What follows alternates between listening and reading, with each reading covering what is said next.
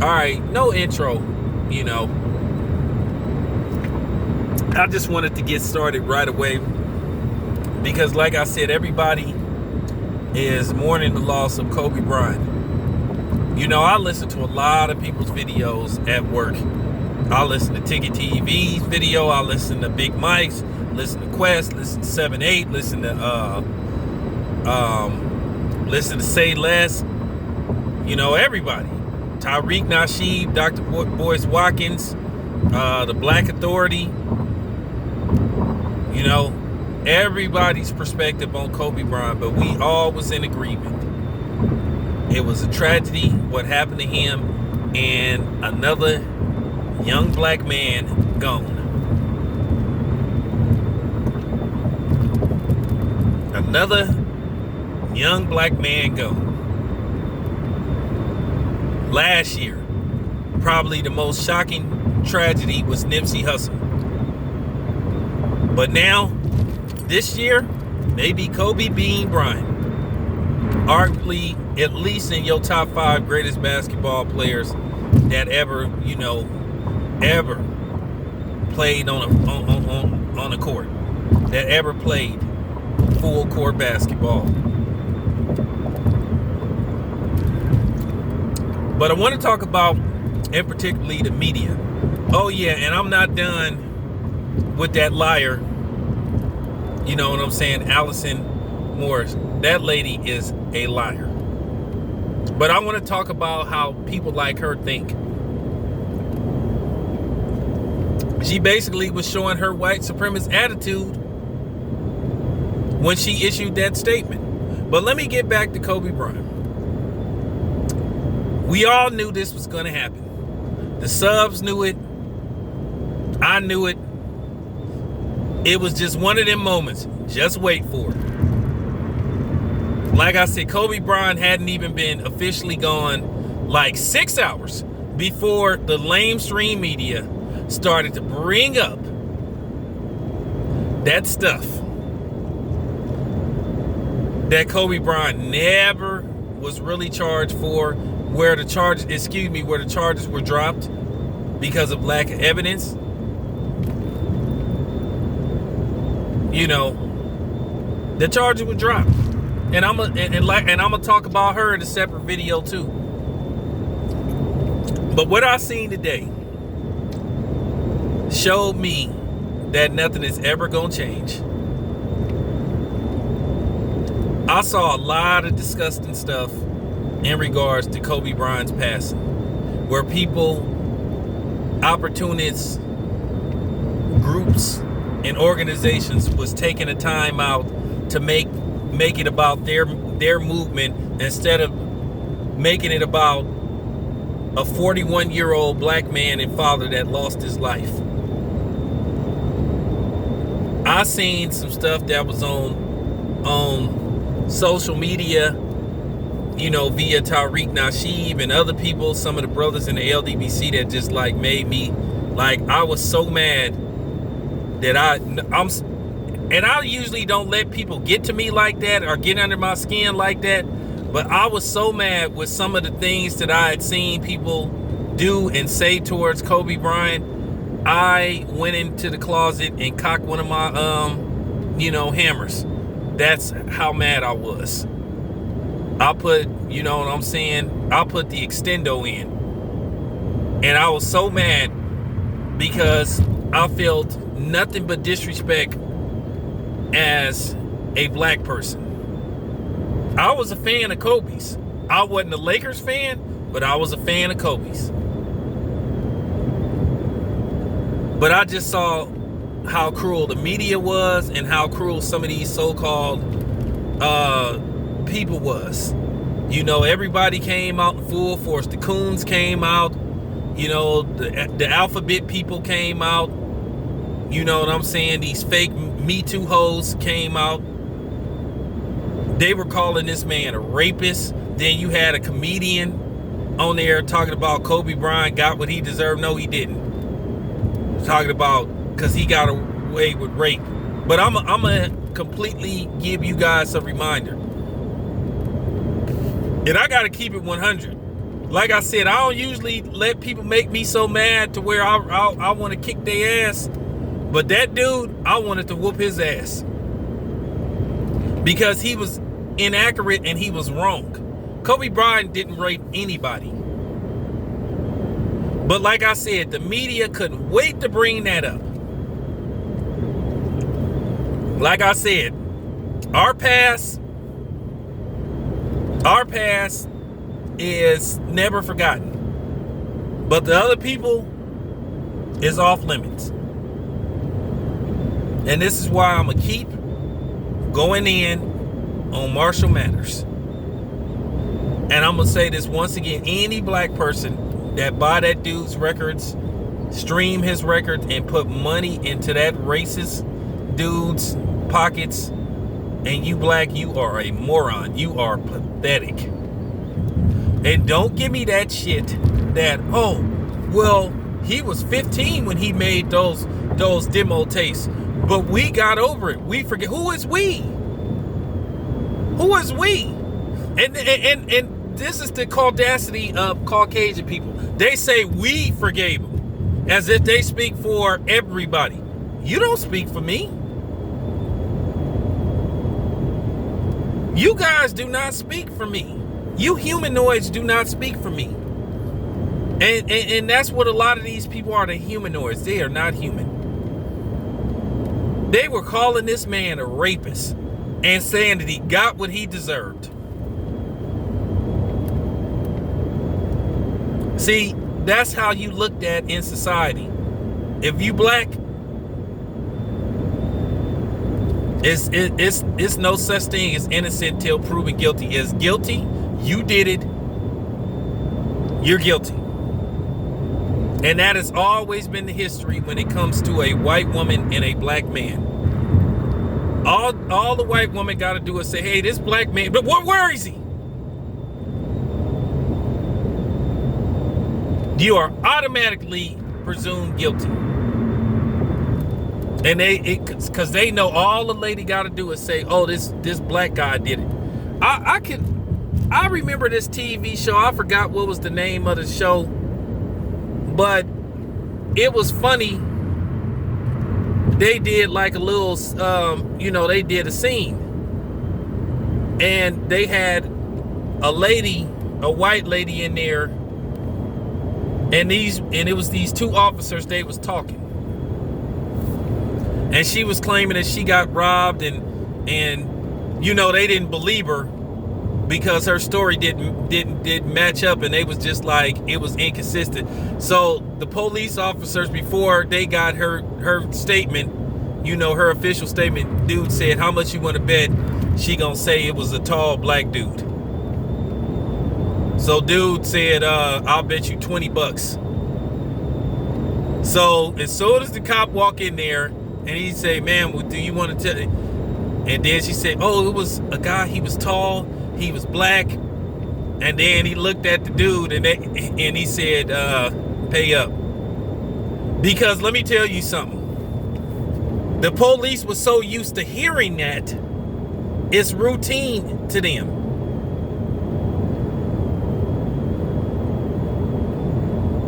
He knew that she was lying. That was the funny part about it. But that's always been the history. All a Caucasian woman got to do is say, hey, this dude did something to me. They gonna go out and look for every type of black man they could think of. Oh, you look suspicious. We pulled you over because you look suspicious. What, walking? I'm suspicious of what? But that has always been the history. And this is why I say that white women are more racist than white men. Because most of some of the historically heinous acts and crimes committed against black people were because of a lie told by a Caucasian woman. Okay? So like I said, I'm going to get deep into the Kobe Bryant thing and the accuser. Or should I say the liar. But yeah. They couldn't wait to bring that up. Couldn't wait to bring that up. But we all knew it was coming. We all knew it was coming. Because like I said, it's funny when you bring up the so-called dominant, you know what I'm saying, the dominant society. When you bring, there, like I said, you talk about how Sean Penn didn't attack women, fought with reporters. Oh, that was a long time ago. That was in the past. You know what I'm saying? I ain't gonna say nothing about Kevin Spacey, because Kevin Spacey, you seen the end up in the morgue. You say something about Kevin Spacey, but that's supposed to be his past. You know? Then you got actors like Nicolas Cage that's been accused of domestic violence. But they say that was a long time ago. They sweep that under the rug. You know, they don't want you to bring that up. Justin Bieber. Oh, he was a kid. He was a kid. He was a kid when that happened. So that doesn't count.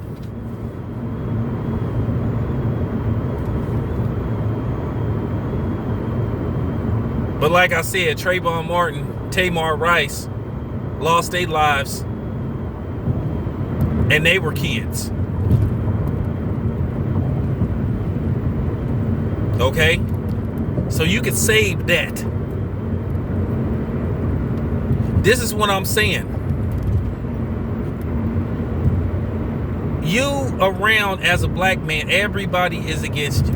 Because one, you got to deal with these self-righteous people. Now, it's funny. When something is did to you, oh, you have to forgive. You have to move on. But them, nah.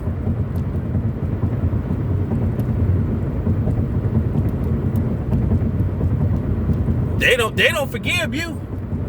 Kobe Bryant ain't been forgiven, but Eminem been forgiven for being a racist piece of shit.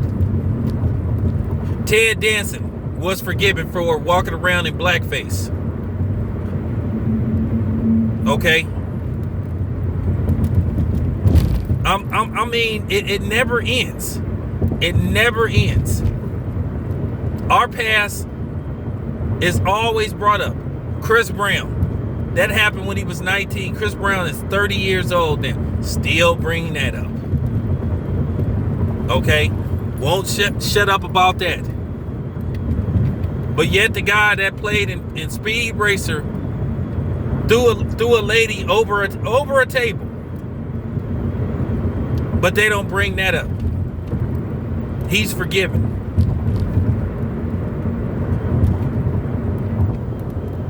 They teach us to forgive, but then they don't forgive. But this is what these people teach us. We are always, that's what I don't understand. You hear this stuff about, you know, somebody slap you in the face, you know, let God fight your battles. Turn the other cheek. Well, how come if you slap them, then they defend themselves? Or how come if you slap them, then they pull out a gun and they blow your ass away? They ain't turning the cheek. Oh, I was standing my ground.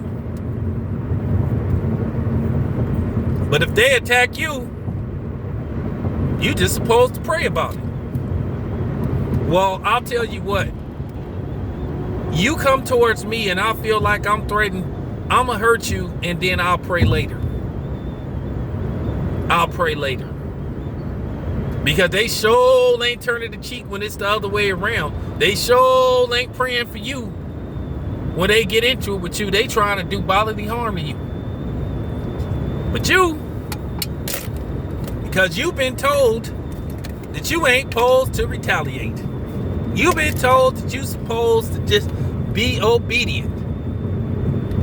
Keep in mind, that was, I'm going to tell you, like I said, that's why they didn't like that movie, The Birth of a Nation, because he was hinting how they was using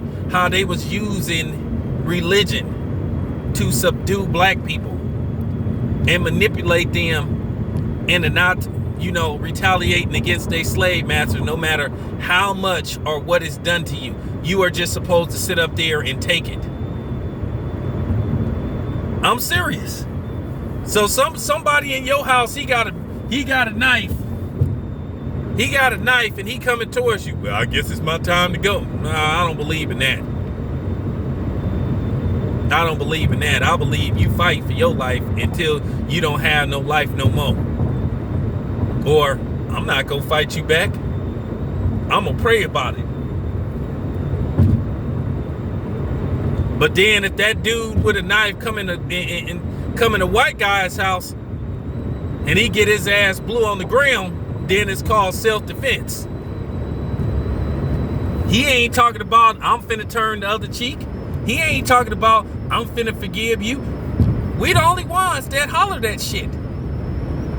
Now, just like I heard next week, the Super Bowl is gonna run some manipulative commercial featuring Amber Geiger and Botham Jean's family forgiving her, and they trying to use that as a racial line and racial unity. Are you serious? I hope that is not true, because that is so misleading, and that would I hope they don't do that. But this is what I've been trying to tell you guys. They cannot wait when something happens with us to bring something up. And it could be a law-abiding citizen. Somebody that ain't never had issues with the law. Or just incidents outside of whatever his perspective profession is. His perspective form of entertainment, whether it's sports or whether it's acting or whatever the case may be. I guarantee you, somebody like, let's just say, and I'm not saying that'll happen, let's just say somebody like Lorenz Tate or something passed on or something happened to them, or Kevin Hart. I guarantee you, they're going to try to find something to talk about. They ain't going to be talking about all the good they did or what a great actor they was or they going to find something. If it's a brother, they want to find something. They hoping something turns up. And it could be a guy they ain't, I guarantee you.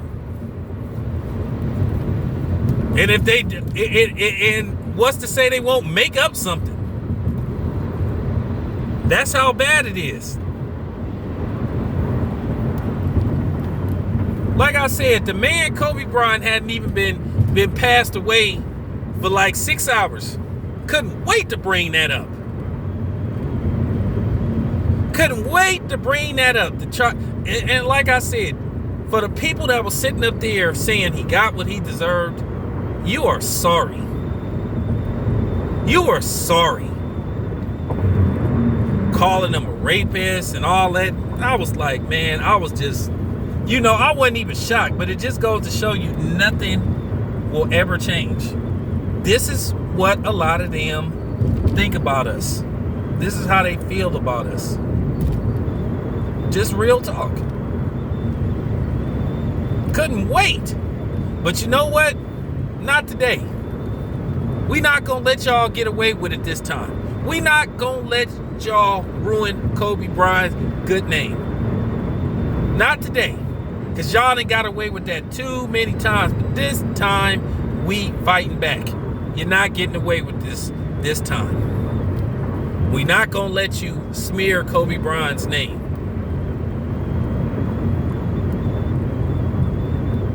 That man left this world, him and his daughter. Like I said, so that 13-year-old girl had that coming, right? So Kobe Bryant had it coming. Because you think he raped somebody. Just because a lady say that somebody did something to her don't mean that she's telling the truth. But that has always been the history of black men's lives being destroyed in behind Becky. Which, like I keep saying, I don't know why y'all I don't know why some of y'all go out of y'all way to colonize with them and lay up with them. When in most cases, you can see they clearly have been part of the demise with the black man in the black family structure. And I don't know why a lot of y'all go out of y'all way to want to be around them as a whole. Like I said, I'm only around them when it's time to do business, when I have to do business. I don't kick it with them. I don't hang out with them. For what? Why? For real. What do I get out of it? I don't need them to make me feel like I'm important. I don't need their gratification. I don't need their props. I don't need their thumbs up. I don't need they okay. And we should all have that mentality. We don't need them to make us feel like we're like we special. That's their problem. Because you got some people that will go out of their way. They will chop somebody's hands off. Figuratively and literally. To be around them. Why? Why? I'm just keeping it real, y'all. Answer that question. But for real, we going after these media outlets now. We fighting back. In the name of Kobe. In the name of the brothers and sisters. For real. It's on. This your boy Town Biz. I'm out.